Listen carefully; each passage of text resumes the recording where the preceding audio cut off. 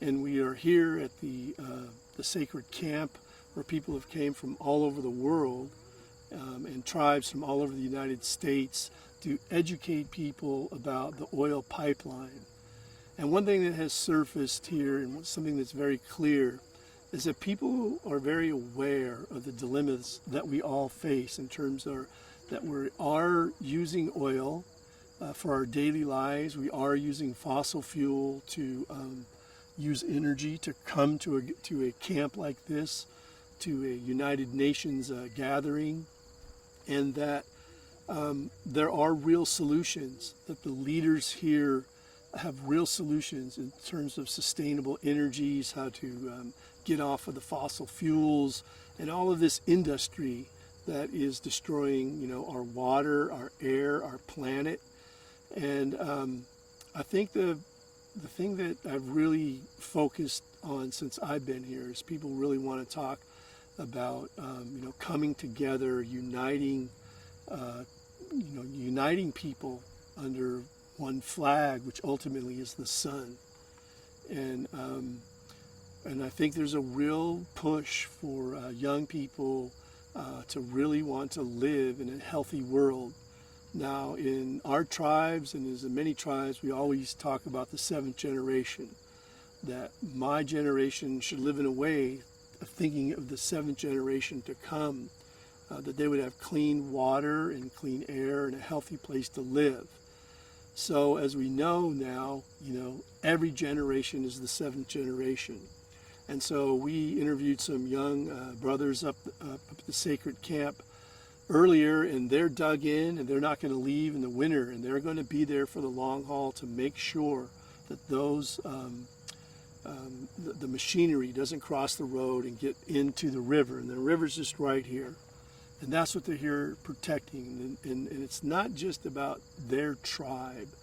This is about protecting human life for all people. And so what needs to happen is that the designers, the investors of this pipeline, they need to make a serious attempt to get Indian people at the table, to talk about engineering, to talk about environmental safety. And they need to work with tribes, not like, they're just children and something like that, but they need to sit down. Our native people have, managed this hemisphere for thousands of years. And so I think that's the one thing that I'd like to see happen is President Obama mandate a conference that includes tribal leaders, leaders of these types of industry, and where the leaders of this industry actually listen to what the tribal leaders are saying and work with them. Because right now, I don't know where it goes as far as, confrontation. Now, the only people that have shown up with guns and dogs and weapons and an attitude has been the private business and law enforcement.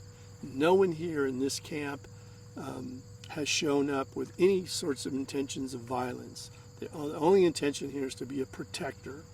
So let's get that straight. And that's one thing I worry about with the young people here, is that we know that America has the way of turning the victim into the perpetrator and the perpetrator into the victim. So, we want to be aware of that. There's a lot of intelligent people here, and they have good answers.